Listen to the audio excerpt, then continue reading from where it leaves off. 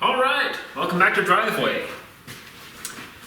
Today we're going to pretty much just recap 2020. We've got a lot of stuff accomplished here, and there's a bunch of other things going on that we just wanted to just see what we put together. So, let's go take a trip through the last year.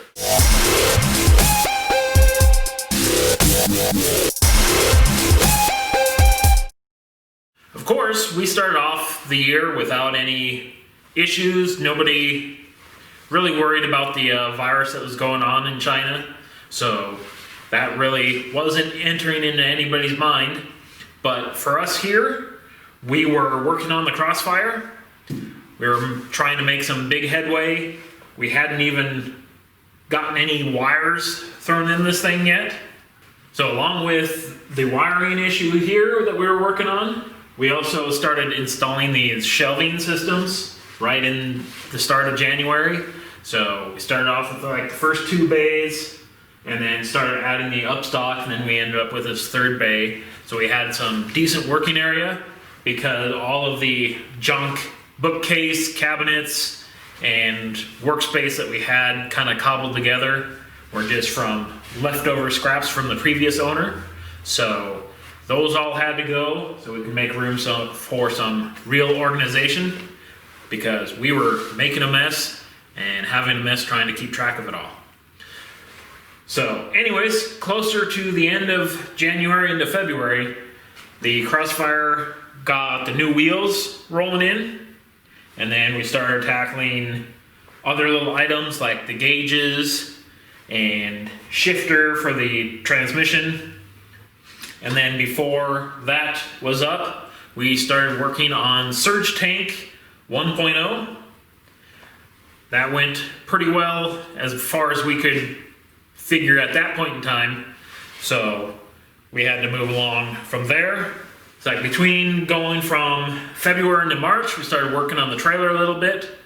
Once we got that mostly squared away and parts showed up for the Crossfire, we started tackling the brakes, handbrake, and those type of plumbing issues. And of course, in that same March time period was when everyone started having the panic shutdowns and people started losing their jobs and the world was all around hosed.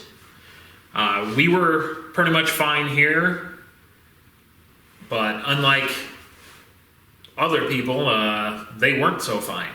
But it didn't really slow us down, aside from the ordering of parts.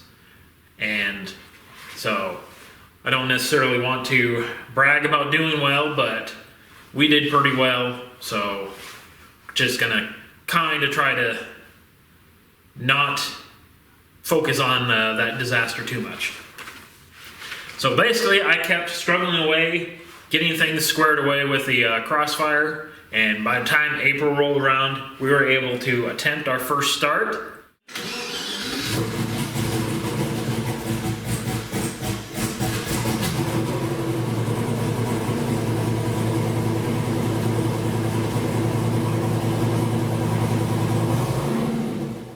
And then through May and June, we were just rushing, jamming everything in there. We had to tackle power things in the back, battery box issues. Because of rule changes, I couldn't have the battery where I put it, so I had to put it in a battery box. And we're just struggling through all that stuff, and we just threw it all together, fired it up, and just went out the door. And of course, about 2 miles down the road, noticed that the trailer's axle just started bending due to some poor manufacturing on the place that I bought it from. So that completely killed off our Rocky Mountain Race Week run. But on the upside to it, we did find some issues that we had. We had Surge Tank 1.0 start leaking. So that was less than enjoyable. That would have been horrible out on the trail for Rocky Mountain Race Week. And we had a couple other things that we just needed to square away that we didn't hit on that big major rush. At the end of July, finished up Surge Tank 2.0, which was a much better design. It was the same style of Surge Tank, but went with a thicker steel because of its proximity to the joints of the drive shaft. So just in case the drive shaft were to explode and hit the Surge Tank, I wanted to make sure it didn't rupture it and make a big old mess. And with that added thickness, we were able to put O-rings and just get an all-around better seal on the whole thing. Then that leads us into the beginning of August, where we actually took this thing, ice cream cruise, put about 500 miles on it, and made our first rip down a roll racing.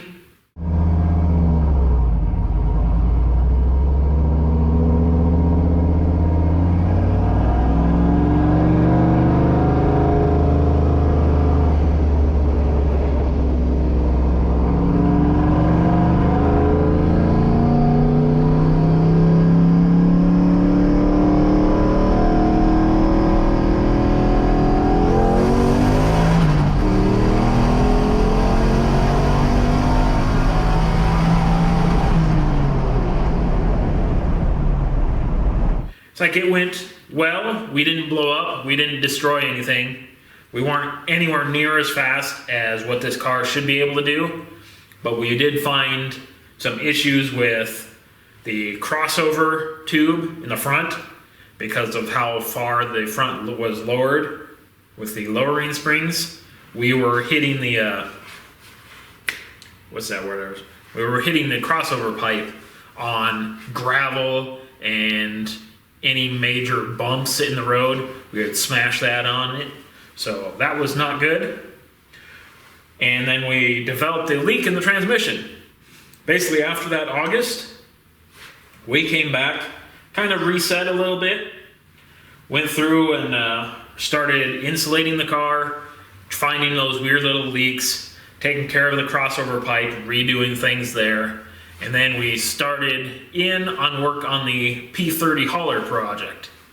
So that kind of brought us into fall, dealing with that. We made the ramps, bought a bunch of pieces for it. We're still not quite done yet with that yet, but that's on the schedule here in the new year. And then right as winter hit, we started tackling the Camry.